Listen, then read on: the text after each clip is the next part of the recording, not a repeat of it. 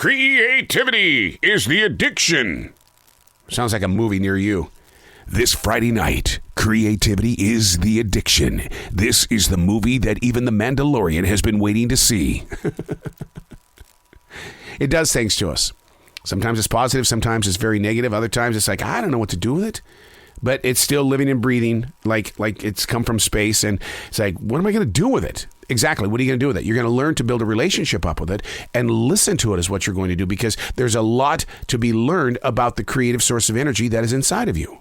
Unplug, because we will always say yes to creativity. Totally uncut, because we all make mistakes. So turn it into a tool. This is Arroe Unplugged. It's kind of difficult to do something like this, a podcast episode, and not want to be talking about what's in the presence of now.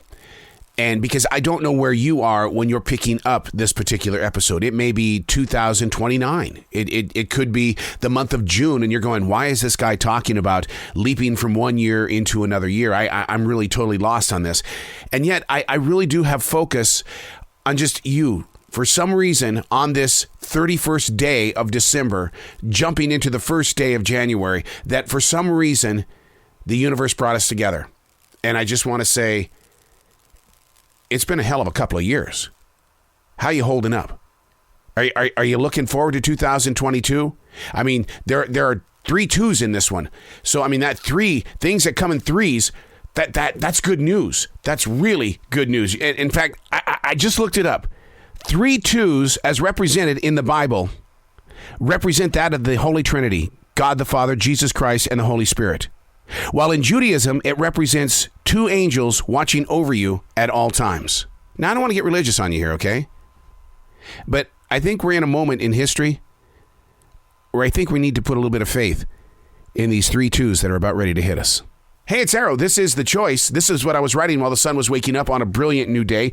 And I had to do some research on collard greens and black-eyed peas, because I've lived in the South since 1985. So I'm going on my 37th year in an area of the world where I told myself, no, 2 years and then go out to California.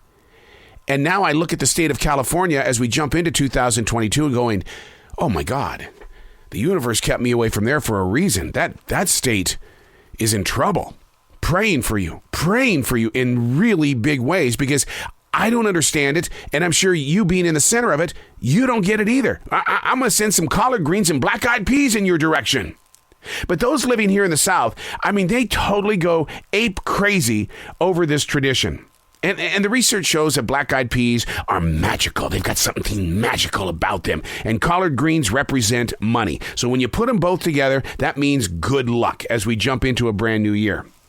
Now, here comes the optimistic pessimist that lives deeply inside of me, because it knows what money does in the bank. It shrinks. Okay? And what do collard greens do in water? It shrinks. And black-eyed peas, they shrivel up. So it's like what, they represent money?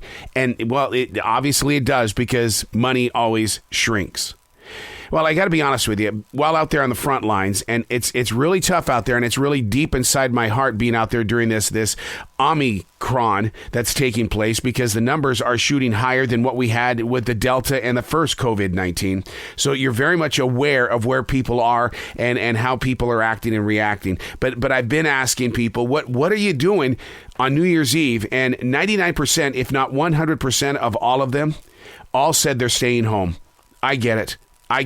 This Omicron is wild, and maybe not as dangerous as they say that the others were. But I got to ask, how strong are we? It just occurred to me before coming into the studio that these experts are saying that Omicron and the average cold are pretty much the same thing. But what would happen if you get both of them at the same time? One expert said the only difference is the test. You got to go get a test. But here in the United States, those tests aren't so readily available. One